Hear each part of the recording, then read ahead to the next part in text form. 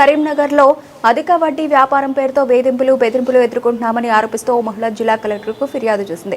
కుటుంబ అవసరాల కోసం రాజీనగర్ కాలనీకి చెందిన ఒక మహిళ వద్ద 1.80 లక్షల రూపాయలు అప్పుగా తీసుకున్నామని, నెలకు 10% చొప్పున వడ్డీ చెల్లిస్తూ సుమారు ఏడాదిన్నర గడిపినట్లు వినతి పత్రంలో పేర్కొంది. ప్రస్తుతం ఆర్థిక ఇబ్బందులతో వడ్డీ చెల్లించడం సాధ్యం కాక అసలు మొత్తం చెల్లిస్తామని చెప్పినా అంగీకరించకుండా ఒత్తిడి తెస్తున్నారని ఆరోపించింది. వడ్డీ డబ్బుల కోసం సదరు మహిళ పలువురు మహిళలను వెంటబెట్టుకుని తమ అద్దె ఇంటి వద్దకు వచ్చే కుటుంబ సభ్యులను అసభ్య పదజాలంతో దూషించి గొడవకు దిగిందని ఫిర్యాదులో పేర్కొంది. అనంతరం తన భర్తపై వన్ టౌన్ పోలీస్ స్టేషన్లో ఫిర్యాదు చేయగా పోలీసులు పిలిపించి అప్పు ఒప్పంద పత్రం తీసుకున్నారని తెలిపింది. నగరంలో మరికొంతమంది వడ్డీ వ్యాపారులు 10% నుంచి 15% వరకు అధిక వడ్డీపై అప్పులు ఇస్తూ ద్విచక్ర వాహనాలను తాకట్టు పెట్టించుకుని వ్యాపారం నిర్వహిస్తున్నారని ఆరోపించింది.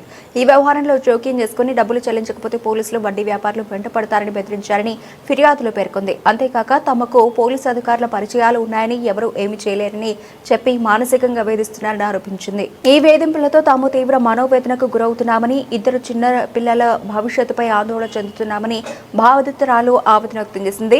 నగరంలో సాగుతున్న అధిక వడ్డీ వ్యాపారంపై సమగ్ర విచారణ జరిపించి న్యాయం చేయాలని కోరింది.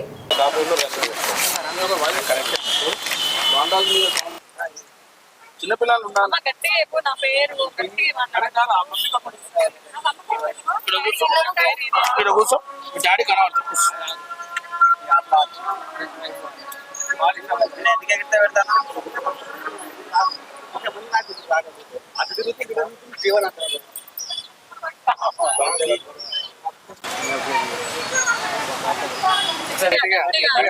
అందరికీ నమస్కారం. నా పేరు సుంచు సౌమ్య, సుంచు కిషోర్ నా భర్త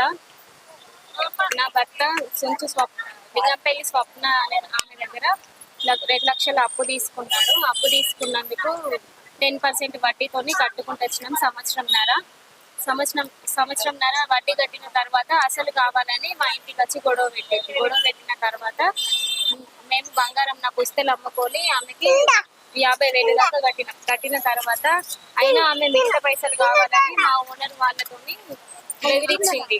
మీరు మొత్తం పైసలు కట్టకపోతే మీ ఓనర్ మందాయి చచ్చిపోతే వాళ్ళని ఎందుకు ఉంచుకుంటున్నారు ఇక్కడ కిరాయి అని వెళ్ళగొట్టమని చెప్పింది. ఇక్కడ నుంచి అది గొడవలు అయితే మా ముస్లిమ్స్ అందరినీ మా ఇంటికి తీసుకొచ్చి లొల్లు పెట్టించిన తర్వాత ఈ 3 months నుంచి బాగా టార్చర్ చేస్తుంది మమ్మల్ని. ఆమె నీళ్ళ అనిల్ కూడా అప్పించిందంట మా భర్తకి.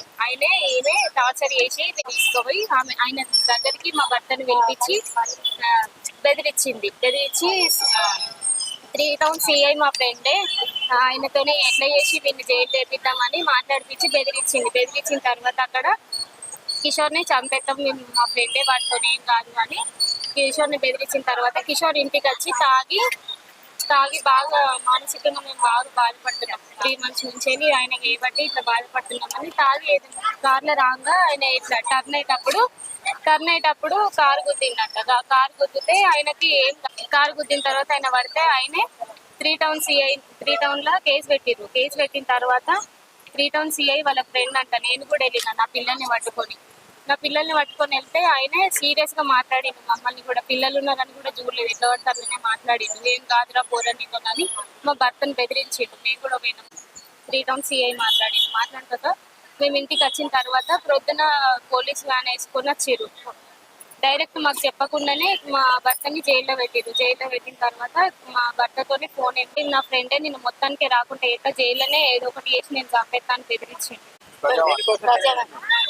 నువ్వు అనిల్కున్న స్వప్నకి పైసలు కట్టకపోతే బెదిరిస్తా అని బెదిరించిన తర్వాత ఇప్పుడు కళ్ళపల్లి బాలరాజ్ అనే అన్నయ్యతోని మా సర్టిఫికేట్ కార్పొరేటర్ ఆ అన్నయ్య వల్లనే నేనే సుంచు కిషోర్ ఈ యాక్సిడెంట్ చేసిందని చెప్పిస్తున్నాడు. కానీ కాదు, బాలరాజ్ అన్నకి మాకు ఎలాంటి సంబంధం లేదు. స్వప్న బట్టి మానసికంగా అయినట్లయి తాగిన మత్తులో చేసింది తప్ప ఆయన గురించి చేసింది అసలు ఏది లేదు. మాకైతే న్యాయం జరగాలి. నాకు 2 పిల్లలు, నాకు చిన్న పిల్లలు 2 నాకు న్యాయం జరుగుతున్నాను. స్వప్న అంటుంది 50,000 కాదు 1,00,000 అయినా పెట్టి మంత్రాలు చేసి మీ భర్తని చంపిస్తా, ఎట్లా చేసి మాకు CI ఫ్రెండే CI మాకు ఫ్రెండే 3 town CI అంతని ఎట్లా చేసి చంపిస్తా అని బెదిరిస్తా. ఫోన్ స్టేషన్ లోనే ఉంది, ఫోన్ అందులోనే ఉన్నాయి రికార్డింగ్. అది ఫోన్ దొరకకపోతే వీళ్ళకి ఏది ఆధారాలు ఉన్నాయని ఫస్ట్ అది సీజ్ చేసి ఫోన్ ఫస్ట్ 3 నెలలు అయిపోయింది సార్ ఈ గొడవ కాబట్టి. స్వప్న అనేది ఎప్పుడు అటు తీసుకుపోయింది మా కిషోర్. స్వప్న నీళ్ళ అనిల్కి వడ్డీ 10%, నీళ్ళ అనిల్ 18%, 10% 18% వడ్డీని కట్టినాం. 2,000 మేము తీసుకుంటే నీళ్ళ అనిల్కి 1,800 వడ్డీ కట్టినాం. వడ్డీ కట్టినాక కూడా ఆల్రెడీ ఆయన కేసు ఉంది, కోర్టు నడుతుంది. అయినా కానీ ఆయన ఇచ్చి భయపట్టిస్తున్నాడు, బెదిరిస్తున్నాడు. మా బావ ఉన్నాడు, మా బావ చూసుకుంటే నువ్వు ఎట్లా రావు, జైలు నుంచి రానే రావాలి అని భయపట్టిస్తున్నారు సార్. నాకు మీరే న్యాయం చేయాలి, మా 2 పిల్లలు.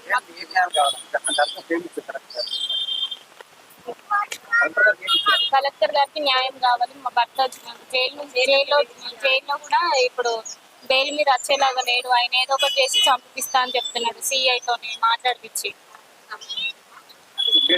నా పేరు సుంచు సౌమ్య.